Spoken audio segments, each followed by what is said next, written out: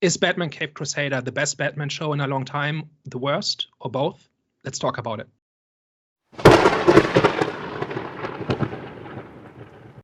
Hello, everyone. Welcome back to the Eye of the Storm podcast. Today, we're talking about Batman, the Caped Crusader, the new animated show. But before we get into that, Daniel, give us the best thing you recently watched. So my best recent thing this week is another German movie called John Rabe, which is a historical biographical film from 2009 about the events of the Nanjing Massacre in 1937 in China. The story is told from the point of view of a couple of foreigners, including Germans who were members of the Nazi Party at the time, who created the safe zone and saved something like 200,000 civilians. And the movie is essentially recounts the events of that happening. And it's both a very interesting account of the historical events, as far as I could tell, pretty much historically accurate. And it's also a great story with complicated characters that kind of defy categorization of good and evil. So if you want a movie that kind of takes its historical inspiration seriously and also has shades of gray where even though we are dealing with like the historical factions of World War II, you're still dealing with humans who make human choices with a lot of nuance to them, then this is a pretty good movie that does exactly that. And you said it's another German movie. How well do you think it translates to international audience? So this is an international co-production made by German, Chinese, and French studios. I saw it in the German version, but the basic events of it and the characterizations and the historical facts in it are historically accurate as far as I could tell. And the characterization of the different factions and kind of how these events unfolded, as far as I know, are basically as they really happened, which for me is always a plus for historical movies. I think you can, like, it's always more interesting if you tell it as it was and then find the human drama in the real events. And this movie does that, which is why I'm recommending it. Yeah.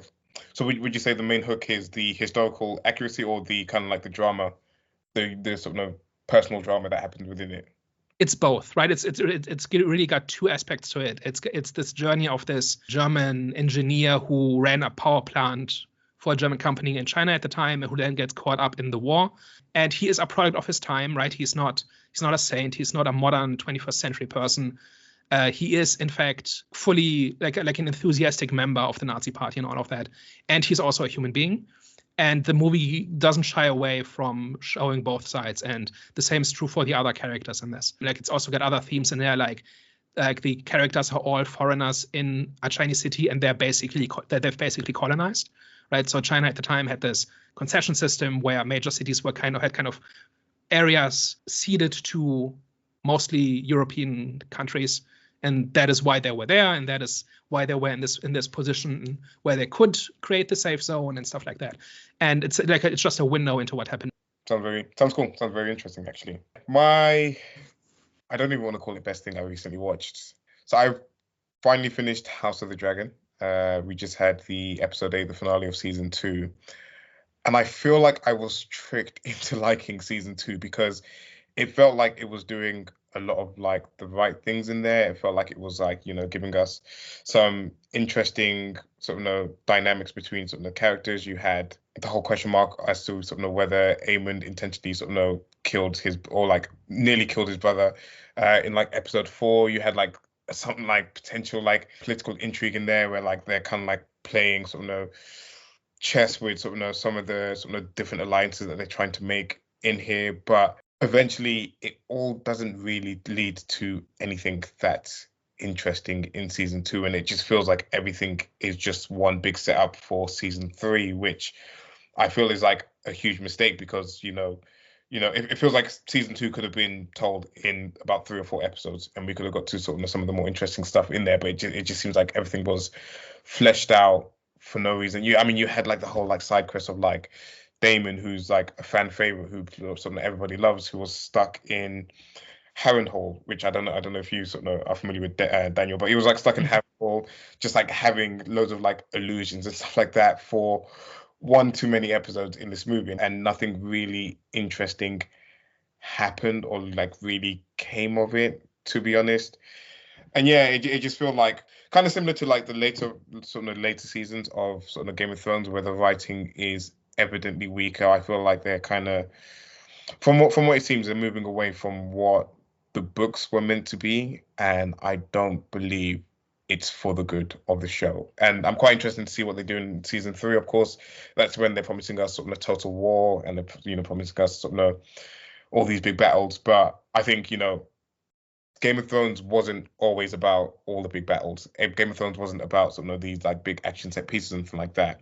And I just feel like a lot of like the character dynamics, a lot of the character interactions and stuff like that just aren't living up to season 1, because season 1 was great. Season 1 was really good, and I feel like they've just kind of missed the trick with season 2.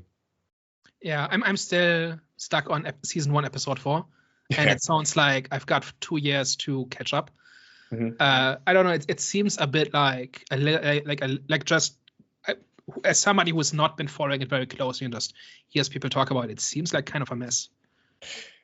I would say so, yeah. I mean, the general sentiment, I obviously like following the discussion of it, episode by episode. You can kind of feel people's excitement slowly start to fade as people start to realize that it's really not going anywhere at all with season 2. And not to say that the setup of it isn't great, but again, it just could have been done in 4 episodes or so. It could have been done in a short amount of time, and we could have got to some more interesting stuff later on in the season. Yeah, I don't know, like, as somebody who's really into the world of Westeros, but who got burned bad by Game of Thrones in the later seasons, and I've not really gotten hooked by House of the Dragon yet. I'm kind of seeing myself binging the whole thing in like 2030, like just in a week or something. It's kind of exhausting to keep up with it. That was one of my biggest frustrations, because I know that you because I was like a big advocate of you finishing season 1, because I said it gets great, past that you were like past some of the difficulties that you saw in some of season 1, and then as I was watching season 2, and as it ended, I was like, I actually genuinely, I said to myself, I can't recommend it to Daniel, and I'm like, that's quite frustrating, because again, like you said, like the whole world of Westeros, it's very immersive. You kind of really want to be in the universe essentially, but I can't recommend season 2 to you, which is a shame. Yeah, maybe it sounds a bit like they're moving pieces into position. Yes. And like the story logic requires that pieces get moved into position, and then it really kicks off in season 3. That's what it kind of sounds like. But if that's what they do in 5 years, like do you wait 2 years for season 2? Season 2 happens, and you wait another 2 years. So I guess that's 4 years. That's a lot of time to wait, right? Yeah, definitely. And you can quite easily lose people in that time, because there's plenty of other shows. I know House of the Dragon is a bigger name than some of the other shows, but there's plenty of other shows where I've been lost in the gap between one season and another, just because the previous season hasn't really been that strong, and it's not really enticed me to kind of go back. And again, one of the other biggest issues I have at the moment is the way that they left off season 1. And again, I know you don't mind spoilers, but they left it off with Rhaenyra's son being killed, and her having this look in the camera where she's ready for vengeance. And then the whole of season 2, she's just an apologist, and she just is trying to skirt around war and doesn't want to actually actively engage in this, which is really frustrating. And again, it feels like they've seen that Rhaenyra's a fan favorite, and they're kind of taking the character away from what she is in the book, because I believe she's meant to be Rhaenyra the Cruel in the books, but she isn't really being portrayed as that. And I feel like it would have fit her character more. The way that they ended season 1, it would have fit her character more. Yeah, that all makes me kind of think, let's just wait for it to shake out and then see what happens, and then go back to it. I don't know. Yeah. Batman Cape Crusader. In discussion time.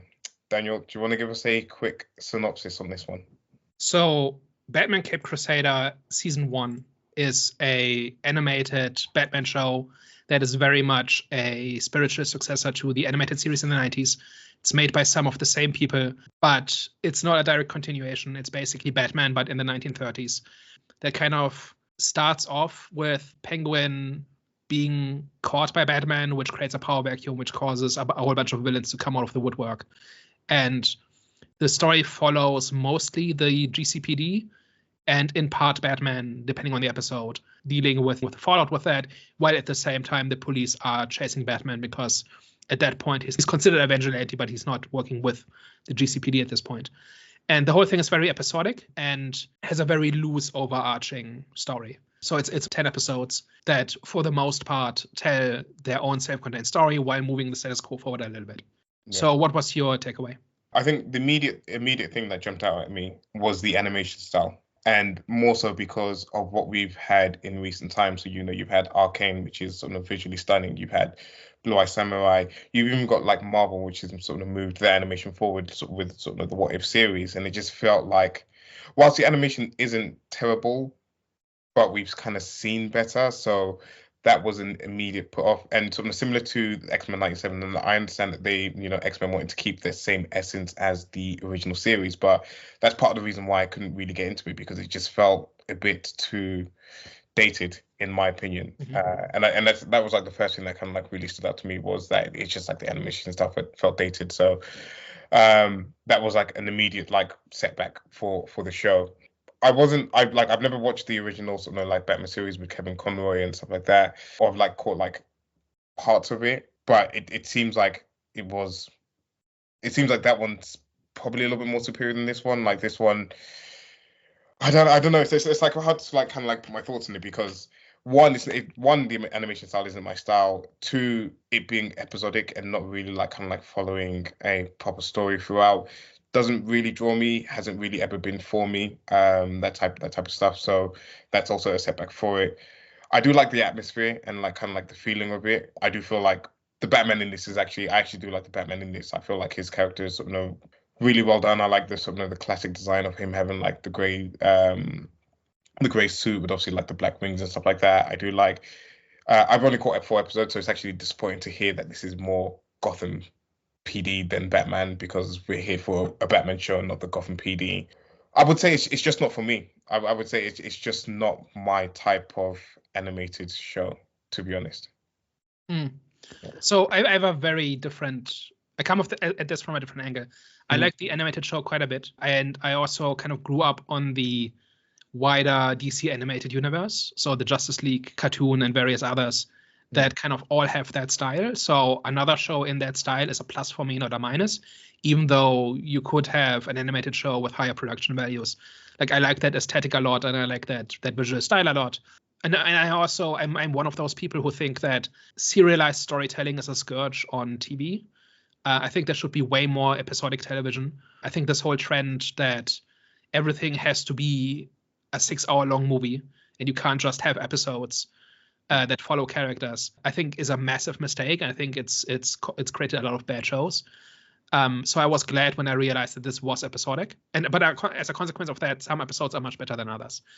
And I think there are some really good ones in here, especially towards the end, and some not so great ones. Layered on top of that, I think a bunch of the choices this show has made is negative to pointless. And we're going to go over examples of this, but just to name one, like the series completely wastes the 1930s setting. It's purely window dressing. It doesn't inform the story, it doesn't inform the characters, it doesn't inform the plot whatsoever. It's just purely so it looks different. And I think I like it in fiction when stuff matters. So, and for the setting to not matter at all does not impress me. And there's other stuff in there too that we'll talk about. But my view is that we got a couple of great Batman episodes out of this, and the season as a whole is kind of mixed. My question on it is, what was the ultimate purpose of it? Because I know we discuss a lot of times about, why things are made, like what was the motivation behind it. And again, 4 episodes in, I don't see what they were trying to achieve with it, other than just kind of like putting out another Batman animated show for people to sort of kind of maybe feel a little bit nostalgic about, of what's come before. Yeah, I don't think it needs a purpose other than we've got some stories to tell. Mm-hmm. I think that's perfectly fine. I do think it does lack kind of an overall concept, or this is the status quo, and within the status quo it will tell some stories. I think it's all very kind of rushed and superficial in terms of things informing the plot, right? So, for instance, in the first episode, they kind of set up this thing that Penguin was kind of the kingpin of crime in Gotham, and when she gets caught, that creates a power vacuum, and that causes a bunch of villains to rise, and then matters in 1 or 2 episodes. and then not anymore, right? So it's not like this is like the status quo of the show. It's not there's a gang war in Gotham and the GCPD and Batman are trying to keep a lid on it. That's not what this show is about.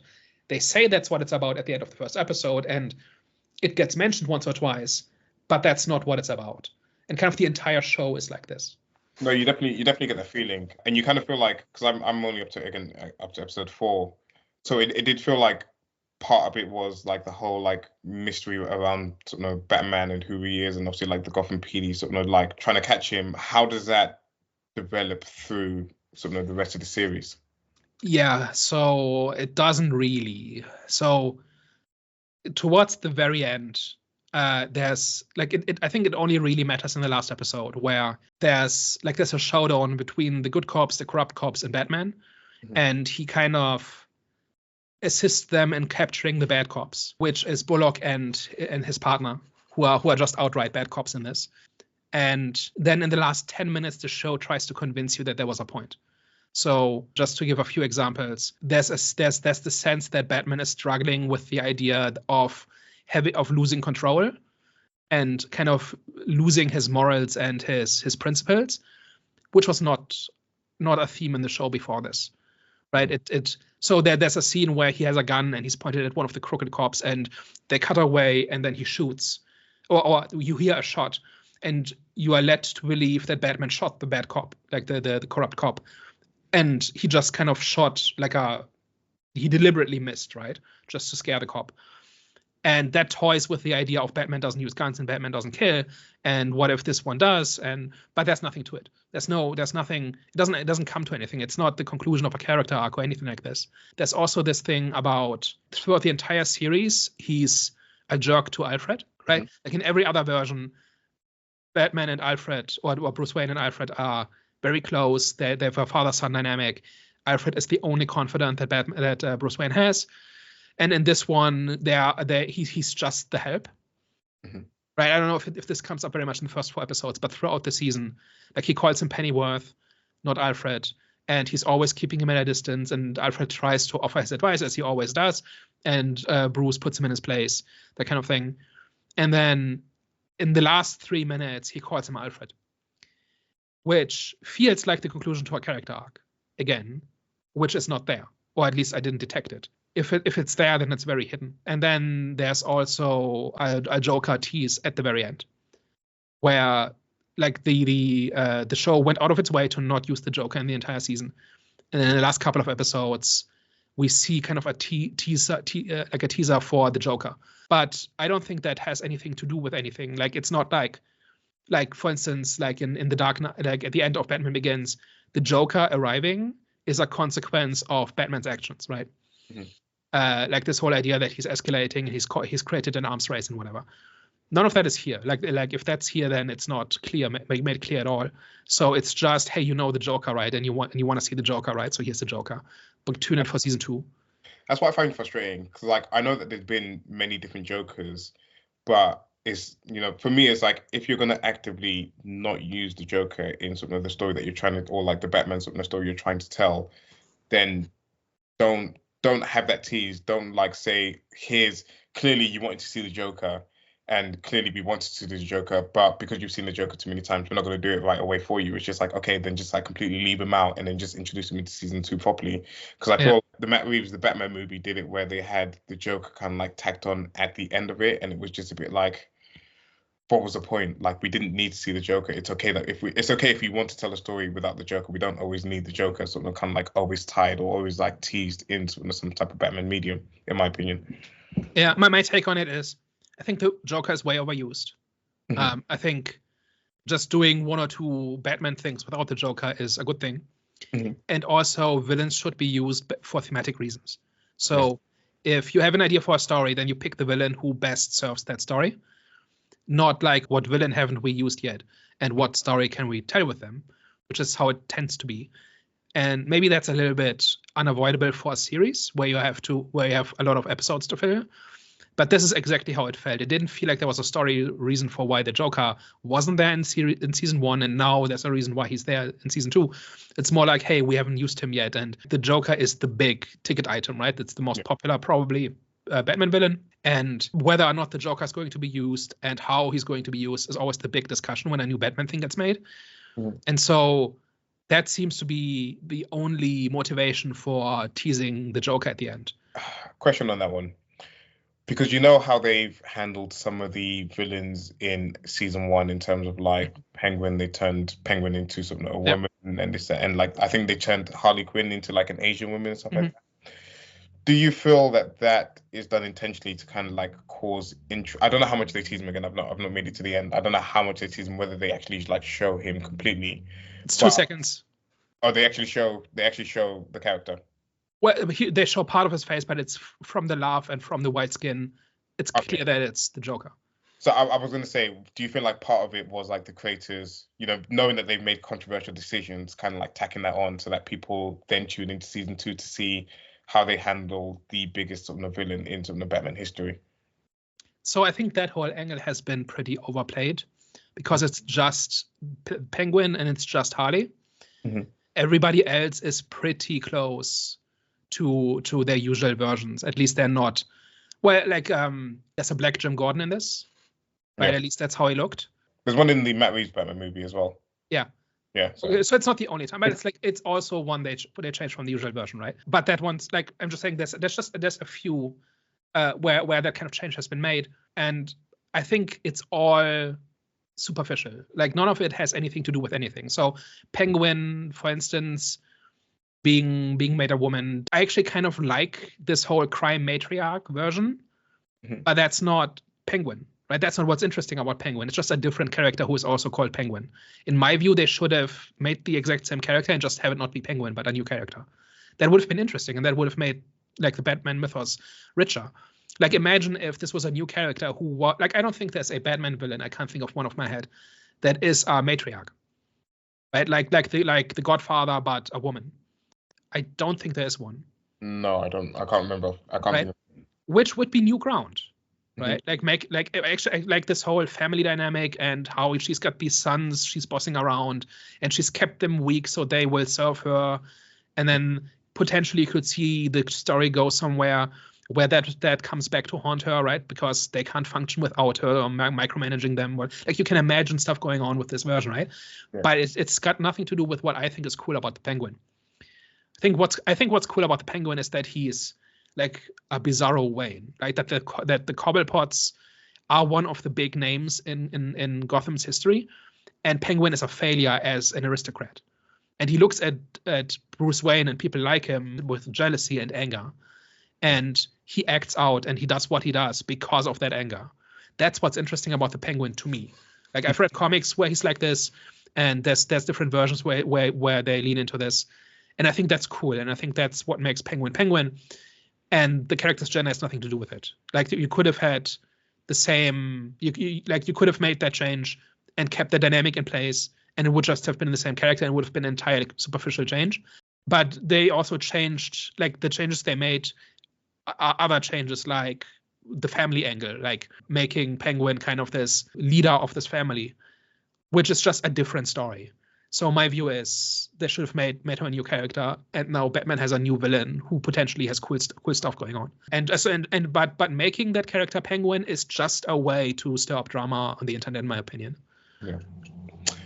On the other side of the argument, in maybe defense of the creators, is it possible that it's difficult to introduce a new villain, especially in comic book movies where there's Batman's probably got the most famous rogue gallery of of villains. You've got the Penguin, Scarecrow, Joker, etc. Is it difficult to try and insert something new into that, especially when audiences are going in there expecting to see the same type of villain, so that maybe when they have something different that they want to tell, they have to attach it to an existing villain just to try and get that familiarity in there? So both Harley Quinn and Renee Montoya are inventions of the animated series. Okay. Now they are 30 years old, right? Mm-hmm. But at the time, those were new inventions, and these were just new characters who showed up in a couple of episodes, and people liked them, and so they showed up in more, and now they're established names. So you shouldn't have made a $200 million movie with that gamble. But you can, in this show, like if there's 10 episodes, you can devote 2 of them to new characters. Mm-hmm. right? Or have them be like second string characters that serve an established character or something. And if people don't respond to them, then you drop them. And if they do respond to them, then you build them up, right? In my view, that is very, very simple. People always say that's impossible and like it's just going to fail. And my answer is, number one, it is possible. Number two, you can't just try once, you have to try a bunch of times, and some of them will work. Almost every established comic book or superhero character that exists today is one of the 2% that worked. Something like that. There are many, many characters throughout Batman's been around since the 40s. So let's call it 80 years history that just were used once and never again because it didn't work or because audiences rejected them. So Penguin only shows up in one episode anyway. So you could have just made this a new character and have her be the villain of the first episode. And then she goes to prison. And then we have the rest of the plot. And then you see what the audience says about this character. If they say, hey, this was a cool character, we want more of her, then you make more. And maybe 10 years from now, that character is a staple in the Rogues Gallery. Like one example where this worked in the last 10 years is the Court of Owls, which is this secret society of assassins that has something to do with like the old aristocracy of Gotham. I haven't read all of those comics, so I don't know all the details of it, but you absolutely can add things to a mythos like this. And a show like this, where you have many episodes and many characters, devoting 1 or 2 episodes to a new character is absolutely possible. The same thing with Harley Quinn. First of all, the fact that she is Asian is purely superficial. It doesn't matter in any way, shape, or form for her character, for the plot, for her motivation, anything. Which doesn't make it a bad thing. It's just pointless, right? Mm-hmm. But the more important thing, in my opinion, about the Harley Quinn character is that they removed every aspect of her except for the therapist angle. And now she's using her therapist skills or her psychiatry skills to make villains and to make henchmen. It's a cool idea. It has nothing to do with Harley Quinn. So you have 2 options here, in my opinion. Number one is you just make her Hugo Strange, because Hugo Strange is also an evil psychiatrist, and he's also very underused. He's been used a little bit in the last 20 years, but not much. So this could have been a Hugo Strange plot that would not have raised any eyebrows, or you could have made a new character, right? So, but if it's Harley Quinn, people pay attention and talk about it, and they complain about, I'm trying to find a way to not say wokeness, but that would be the complaint, right? Yeah. I think it's pure trolling, and I don't care about that. Like I think sometimes it works, sometimes it doesn't, and in these cases it's just purely pointless. Mm-hmm. Yeah, I feel like that's we just watched Batman 1989 and that had a Black Harvey Dent in it, and I don't think nobody cared. Like no one cared. No. So whether or not it works or not depends entirely on the case. Yeah. But it does rub me a little bit the wrong way that it's so superficial. Yeah. That it has no relevance to anything, doesn't impact anything, that it doesn't inform the character or plot or anything. On the again, I'm like trying to play devil's advocate here, just to the opposite side. Even though I do agree with you, I do feel like some of these changes are just kind of like there to just like stir up drama and sort of cause discussions online, especially with how sensitive everything is online with these things. But could you say that Harley Quinn, even being white in the first place, really informed her character, and that like her race really played any type of like significance in it? Just like with like Jim Gordon being sort of black, I don't feel like the race is as vital to it as it should in the 30s. Yeah, and that's what I was gonna say. Like someone like Magneto, who obviously is was like in the wartime and this that and the other, and was like he was Jewish, wasn't he? He was like a Jewish kind of like he was a Holocaust survivor, yeah. He was a Holocaust survivor, yeah, and that's like essentially like informs his character. It's just like the question of as to like how much like does the race inform some of these like other characters that people do complain about or people do get up in arms about. Yeah. So for some characters it matters, for some it doesn't. For Harley Quinn it probably doesn't matter. Mm-hmm. It's more like the idea that they did it just to upset people is what rubs me the wrong way. It doesn't, like, my problems with her portrayal have nothing to do with that. It has to do with like this is not what made the character cool in the first place. And it feels to me like with Harley Quinn specifically, they don't want her to be a victim because that's bad optics, but they don't have a better idea, and so they do this. Mm-hmm. It just seems very transparent. It doesn't seem like it's driven by somebody had a cool idea for where to take the character. That's basically my thing. It's quite interesting how in recent times they've like found it difficult to make women victims in sort of movies, or they can't like be hit, or they can't like take any like type of damage. They always have to be like so much better than everyone. When you got like classic examples like Kill Bill, for example, who sort of one of sort of the great movies of like the noughties and stuff like that, where like she like you see her kind of like getting beaten up, you see her like kind of like go through like this, that, and the other, and it just feels like women characters are they're almost like too protected into a point where it's to a fault in terms of like there's then nothing really interesting about them, because you're trying to portray them as being sort of this like perfect being, and like nothing can go wrong, they can't face any like trials and tribulations, which then just like makes the character fall flat on the audience, because that's not what makes a good character, and that's not what makes people resonate with characters. So what I think what's happening with Harley Quinn is that her entire character concept is being an abused spouse. Mm-hmm. That's what made this is like what happens when being a victim of the Joker becomes your entire personality. What happens then?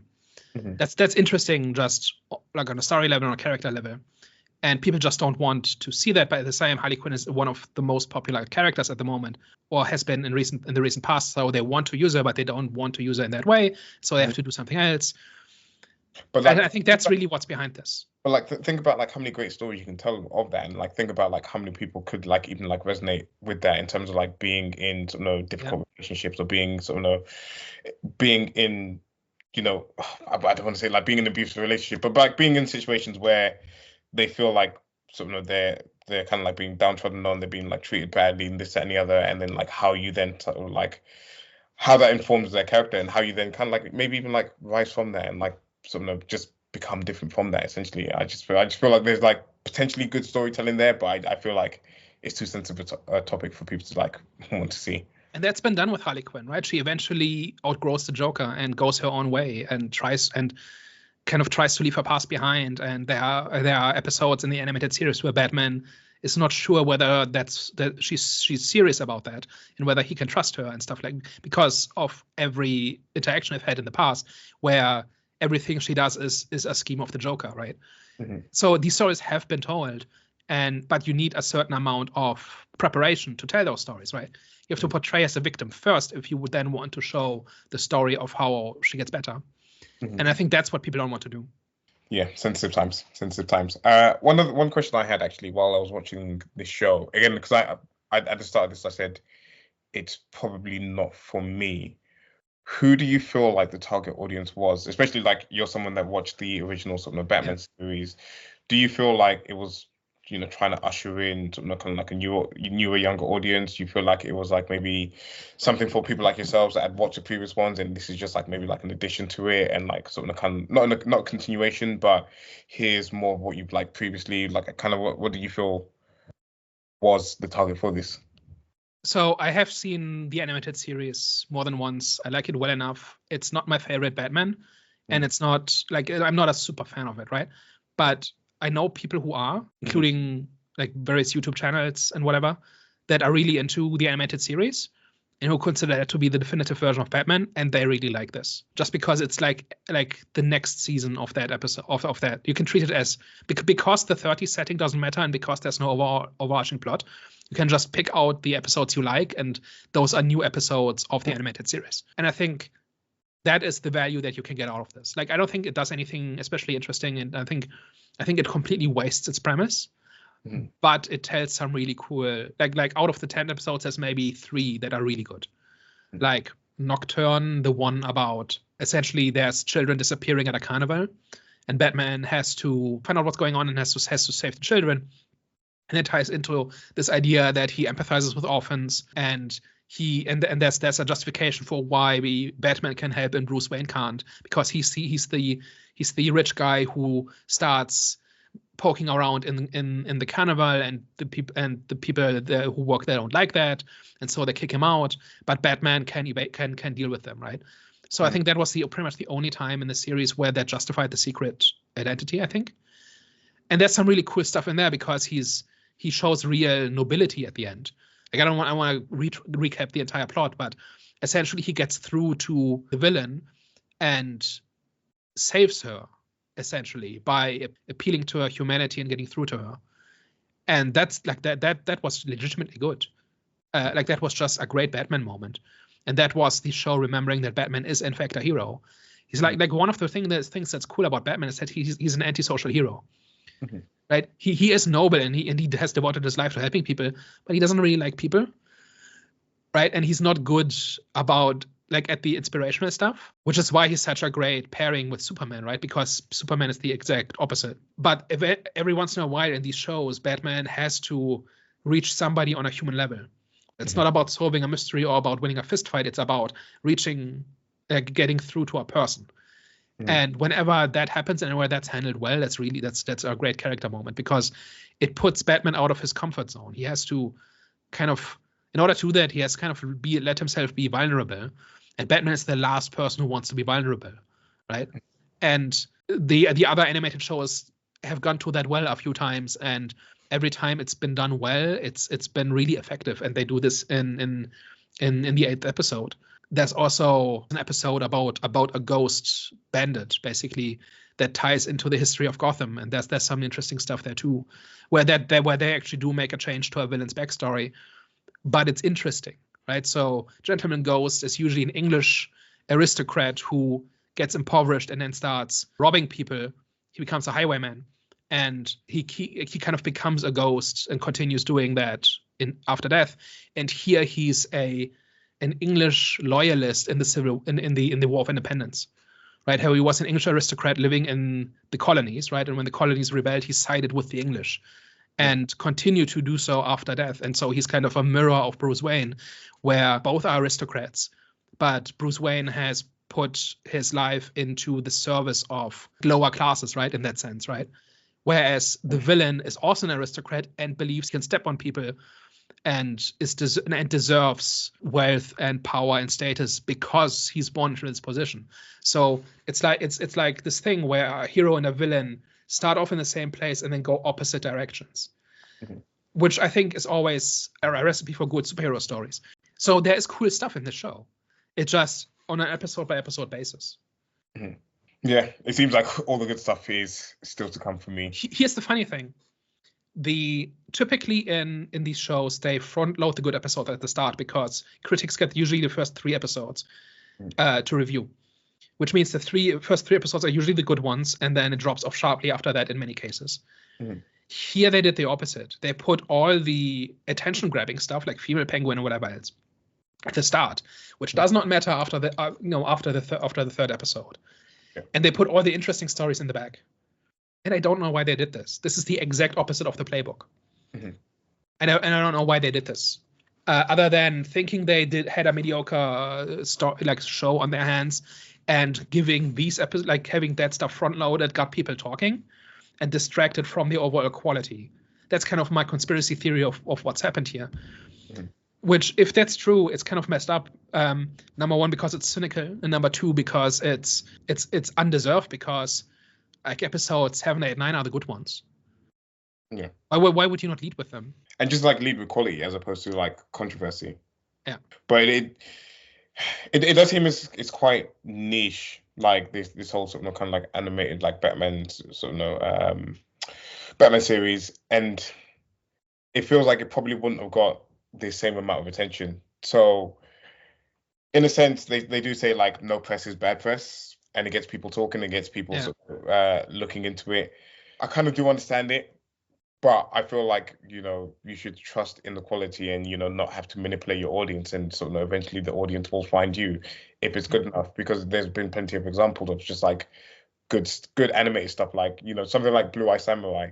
The only reason I watched it was because of like such positive word of mouth, is that, it was never on my radar, but because everyone kept saying that the show was amazing, I eventually watched it. I loved it. I recommended it to people. More people loved it from there. And I do feel like they could have gone the same way, because again, Batman's an iconic character. And if you have great episodes, if you have like a great series on your hand with lots of great episodes, and people start to talk about it, it will just like naturally have it will spread naturally through word of mouth, as opposed to needing to do it through controversy.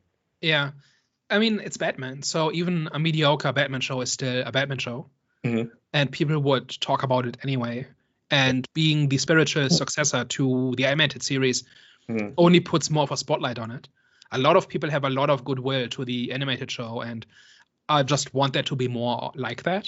And this show promises that, and I think it partially delivers. Like it's not like it's all bad or all great or whatever. There's a couple of good episodes in this, but the other aspect is that DC movies have not had a good decade, right?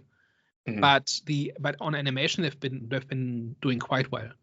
Like they put out at least, I think, multiple animated movies a year, and they tend to make decent profits because they're relatively cheap to make. And they don't make as much as the live action movies by a wide margin, but they still turn a healthy profit. They don't have any kind of controversy associated with them. Some are better, some are worse. Some don't work, some work pretty well. Like there's always a discussion. There always seems to be, because like I've watched a few, like Batman: The Killing Joke. I've watched the Flash one and stuff like that. I always feel like there is some type of like online discussion about them, regardless of the controversy, just because, again, like DC animated is associated with being sort of much better quality than Marvel, for example, actually. So I think you're right in that point, is that they probably didn't need it. Like they could have sort of rode the wave of the previous animated sort of series and just said, here's more of like what people loved before. And again, like what you discussed earlier about like introducing like something new or something like interesting with sort of maybe potentially new characters. Again, I feel like it's probably a wasted opportunity in here as well. So I just feel like they've taken a few missteps here. It's a missed opportunity because now I want to see more of this Penguin. Just I don't need it to be Penguin. I'd like it to be a new character. Yeah. I mean, I didn't have a problem with the female Penguin. No, not that they changed the gender, but that they changed the concept. Yeah, that's the thing that gets me, and especially because I like the concept. Yeah, I really like the dynamic between her and her sons, and this whole crime family stuff. We've gone over that, right? But I'm just saying there's good stuff in there, and I think the concept is strong enough that it could have just convinced people on its own, especially if it's just in one episode, and then that leaves people, if it doesn't work, then no big deal. If it does work, then it leaves people wanting more. It seems like a win-win to me, and I don't know why they missed up that opportunity. But I mean, I think in general, there's this cliche about how Marvel and DC can't be good at the same things at the same time. So if Marvel comics are good, then DC comics have to be bad, and vice versa.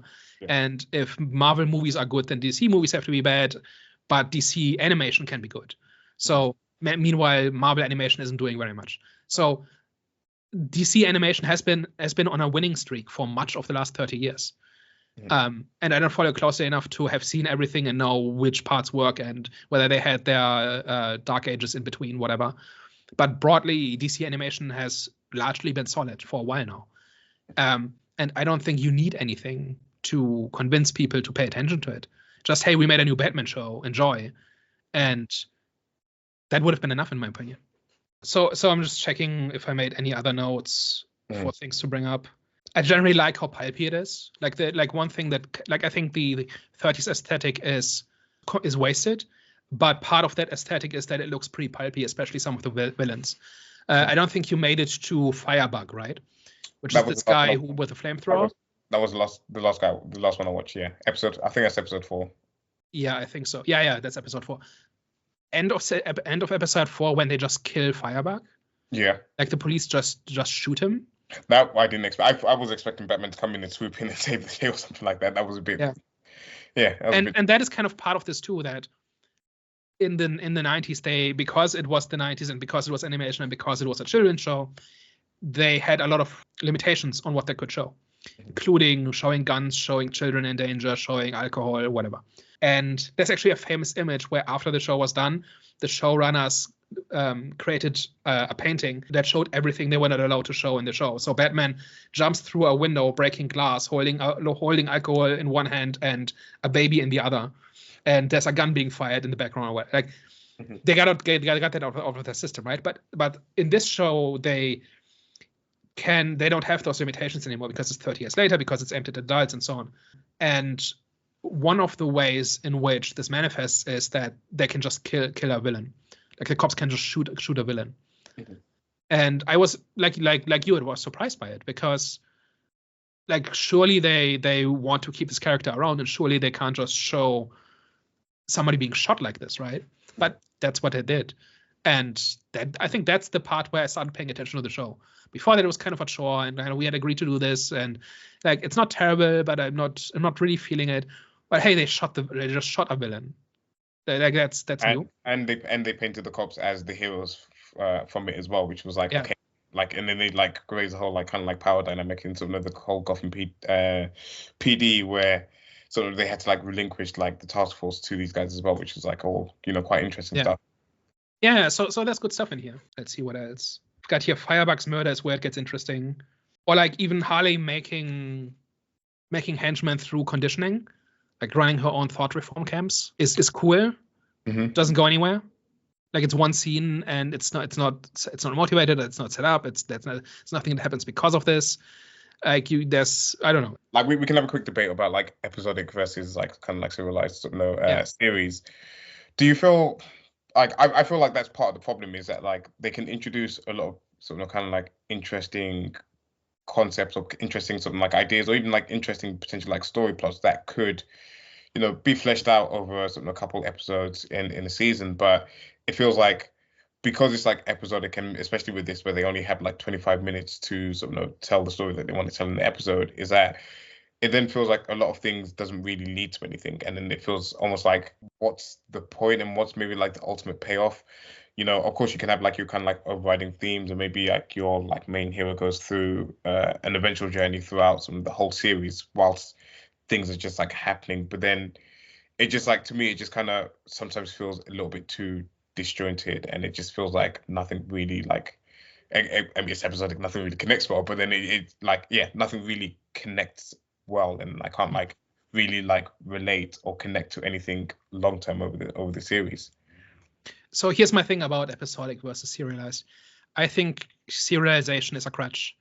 A lot of the times it just means we get a 2-hour movie that gets stretched out to 6 hours. Also, it means that the cognitive load on watching a show is much higher than for episodic, which means there's just less energy and less willingness on the audience to do it.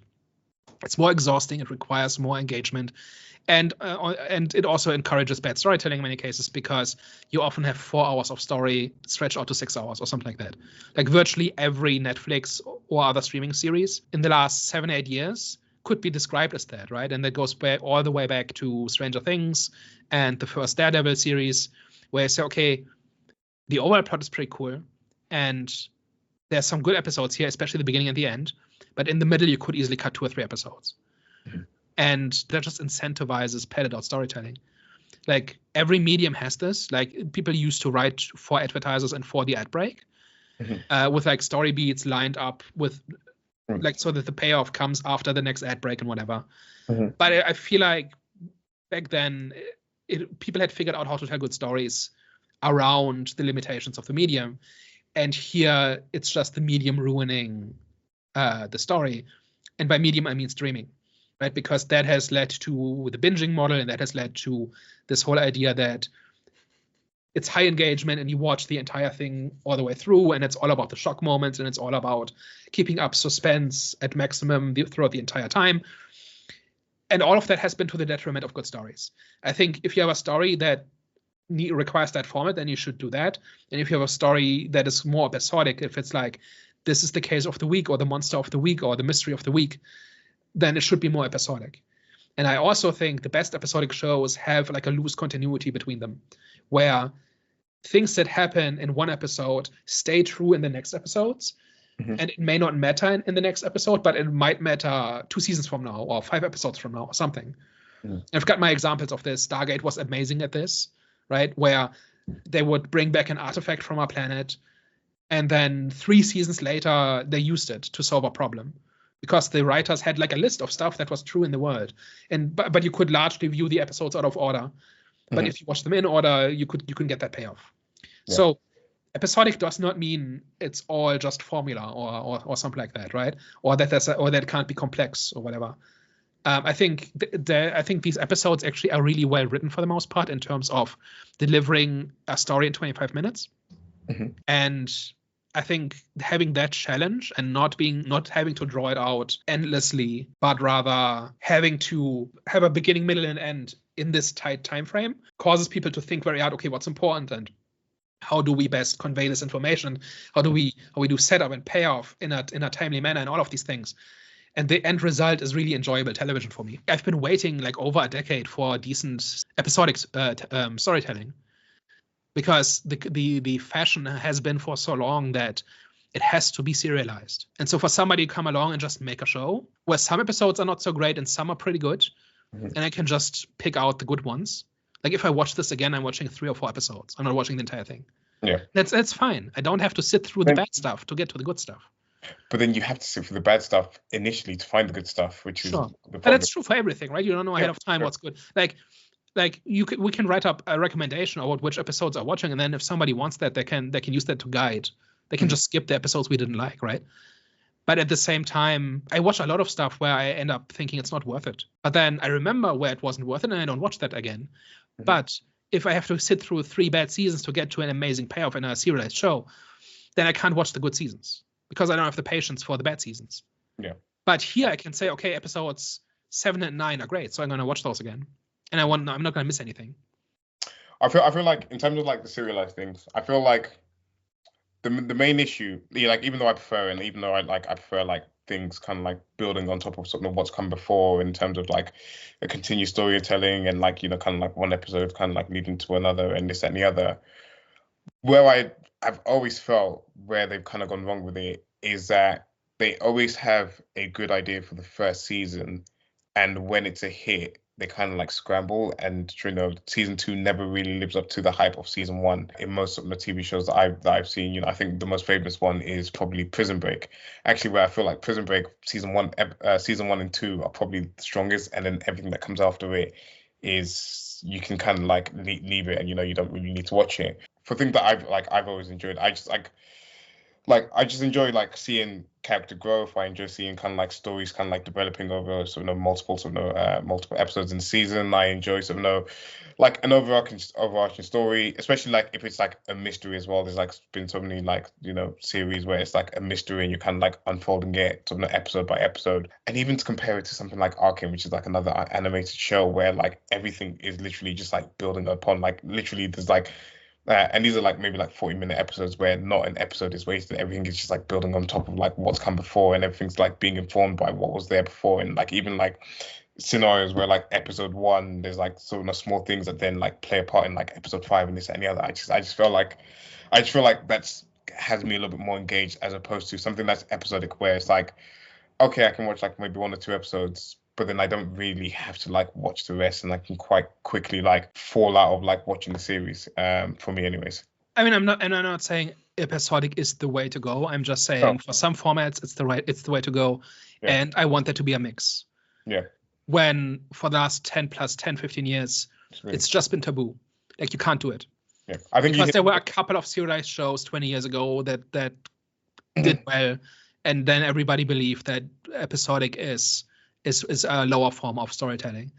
I also think that good episodic television has this overarching arc, where especially often it would be beginning of the season, end of the season, and then a couple of milestones, and then in between you have the interchangeable episodes. And so if you watch the entire season in sequence, you do get an ongoing story, but it's not every minute of every episode. And like there's good and bad versions of episodic as well as serialized. And I can also give you counterexamples of shows that had a weak first season and then found their stride later on. Like Buffy the Vampire Slayer notoriously has a pretty weak first season. Like it's not bad, but it's not good, right? It's not the best. But over the course of season 2 or 3, they really find their stride, and then they tell some pretty great stories. But if you were to just watch the first season, you would not get a very accurate image of the quality. So that's one example. That others too. Parks and Recreation is not a show until the second season. Like first season is basically an Office ripoff, and then they find their voice at the beginning of season 2, and then there's 6 more seasons of wonderful television. Right. So if I were to recommend, if I were to recommend Parks and Recreation, you've not seen it, right? I've seen clips, not like I've. It's one of the greatest comedies ever. I highly recommend it. But you can't watch the first episode or even the first season and get a good sense of what it's about. And if you jump right into season 2, you don't know who any of the characters are. So there are episodic shows that take a while to find their footing. But because they have the freedom to experiment and just drop stuff that doesn't work, I think that allows them to be better and become better. Yeah, I think we're in agreement that essentially there's just horses for courses. Like there's sort of certain stories that work well over as a movie, certain stories work well as like a series and stuff like that. It's just horses for courses essentially, and it's just like about the writers and the creators finding the right medium for the stories that they need to tell, basically. Anything else before we wrap up this episode? I think that was about it. I'm glad I watched it. If I were to rewatch it, I would rewatch maybe 3 episodes of it. There's nothing actively bad about it for me. It's more like there's a bunch of stuff like the 30 setting, for example, that is just pointless and just takes up space. And I don't know why they didn't do anything with it. And it's kind of distracting that they didn't. But yeah, and also one other thing, I think we kind of touched on it earlier about Batman not being the focus on all episodes. That's bothered a bunch of people. Where about half the episodes are focused on the GCPD and some of the episodes are focused more on Bruce Wayne. And that didn't bother me. I thought that was fine. Yeah. Like they found that balance according to what the story was about. And I thought it was fine. It doesn't, like the GCPD episodes don't feel like filler to me. I think they fit in just as much as the Batman centric ones. And they're still about Gotham and still about these characters, and Batman still appears in them. So, like, if what you're interested in is Batman doing Batman things, then yeah, it's like especially the first couple of episodes are going to be a bit of a letdown, maybe, because there's not as much Batman in there as you might think. But he's there throughout the season, and I think if you are up for, I like the GCPD characters. Like, there've been comics that are entirely about them where Batman doesn't appear at all, and the idea of being a cop in Gotham City is an interesting idea to me. And you can tell interesting stories, and I think some of these episodes do that. So that wasn't a deal breaker for me. No, I think I was going to say that as well. Like, one thing I actually did like was I forgot what the female cop is. Renee Montoya. I actually feel like they did a good job, sort of kind of introducing her in like some like the early episodes and stuff like that. And she's actually one of my preferred characters. Again, there isn't like too many like consistent characters in this, but like she's probably like one of my preferred characters in some the series actually. Yeah, and I don't regret having watched any of it. It just it's kind of there's some good parts and some average parts, but no real bad parts. Yeah, and I think for like 25-minute episodes, it kind of like has the right sort of like time length as well to sort of quite easily get through this and sort of again like find the ones that you do like, find the ones that you don't like, and again sort of for someone like me that is a Batman fan and like does like love sort of like the whole like universe and stuff like that. I'm 4 episodes in. I'd quite easily sort of finish this, even though I'm still a little bit like mixed on like some things, and especially like the animation and stuff like that. But I feel like you said there's enough in there to have me continue and finish it to the end. And because it's episodic, you can just watch an episode every couple of days when you have time, right? Like you don't have to sit down and have it take up 100% of your attention. I think that's a benefit too, and I think, like I said earlier, there just needs to be there's a place for that. And there just needs to be a mix. Yeah, and it's, again like because I was just like thinking of like the Marvel examples, because like I think you had like the Acolyte recently where they were like half-an-hour episodes and they didn't know how to tell a good concise story within sort of that time frame. Whereas like again like what you're saying for this one is that like they know how to use the time in this, they know how to like tell sort of beginning, middle, and end sort of in the 25 minutes. But there's a lot of examples where it just kind of, especially that Acolyte, where it just like ends abruptly and you're like and you're like, okay, like how, like what happened there basically. Yeah, I have not seen the Acolyte. I have no intention of changing that anytime soon, but it looks like a show that doesn't know how to use its time. It doesn't know how to structure it, and doesn't know how to make use of its format or whatever. And this one absolutely does. Like these are self-contained 25-minute episodes, and I wish there was more of an overarching like theme or something. Like where there's this gang war in the background and we don't deal with it every episode, but it comes up every once in a while and it's a reality throughout or something that would have made it a stronger show. But given that that's not what we got, it's still okay. It's still fine. Cool. Final thoughts. It's okay. Yeah, it's okay. Will you be I give tuning? it Will you be tuning into season 2? Probably. Yeah, I won't go out of my way to see it, but it's fine. It's watchable. I give it a pennyworth out of 5. Okay. I would say the 4 episodes that I've seen so far, I'd probably give it like a 6.5, 7 out of 10. To be honest, it's like again, like I said, it's not too inoffensive. It's probably not like my preferred. There was nothing offensive about this. No, not at all. Like I have gotten upset at shows because of, I don't know, the mentality that went into them or whatever. And that's not this. No. This is like for me. This is like kind of like a light, like kind of like background TV watch where like I'm maybe like doing something and it's just like in the background and like half paying attention to it. It's like that type of show for me. Yeah. One thing we didn't touch on, but that I quite liked, is that Batman is an investigator in this. Like, he watches people and he draws conclusions and then he intervenes. He doesn't just beat people up. Yeah. And that's a step in the right direction, because I think Batman's kind of moved in the wrong direction for the past 20 years, where he's just like a guy in body armor beating people up. And like, I like the Batman who trained with magicians and ninjas and is an investigator and who deserves the name world's greatest detective. Yeah. And this guy is not the world's greatest detective, but he is a detective. And that's a step in the right direction. Yeah, no, definitely. You definitely feel that in like the first couple of episodes anyway. You kind of like feel that from the character. And that's actually supported by it being so GCPD centric, because there's Batman watching in the background and he will intervene when he needs to intervene. And there's a few episodes where this happens, where he intervenes at the right moment. Yeah. But he's not leading the investigation. He lets the cops do their thing, and then he knows when to step in. Usually when they can't proceed any further. So I'm guessing that comes in the later episodes. Yeah, I mean, like, I'm not thinking of any one specific moment, but like that's kind of the thing where the cops are doing the investigation and Batman's on the rooftop watching. And then, but he's not just a passive observer. He's almost like he's teaching them a little bit, kind of. Not really, but that's like he waits for them to mess up and then he intervenes. But if they don't mess up, then he's not needed. And that supports this whole investigator angle, as opposed to just brute force slamming people into concrete walls. Batman. There's a little bit of this too. Like, he tortures a guy in the first episode, right, by threatening to throw him off the roof. And I don't like that. But like, Batman should be enlightened and rational enough to know that doesn't work. But okay, it's a thing Batman does. Okay, and it only happens once, if I remember correctly. From what I've seen, yeah. From what I've seen, From what I've seen, yeah. But I do also like seeing Batman absolutely pummel some stuff. I like him being awesome, but he should be a ninja. He shouldn't be a brawler. Yeah. But that's just my personal preference. Yeah. No, that's fair. But yeah, I think that's everything for today. So thank you very much for working with us this episode. Of course, put your thoughts down below. What did you think of some of the changes? What did you think of the series overall? And of course, don't forget to like, share, and subscribe. Bye-bye. Ciao.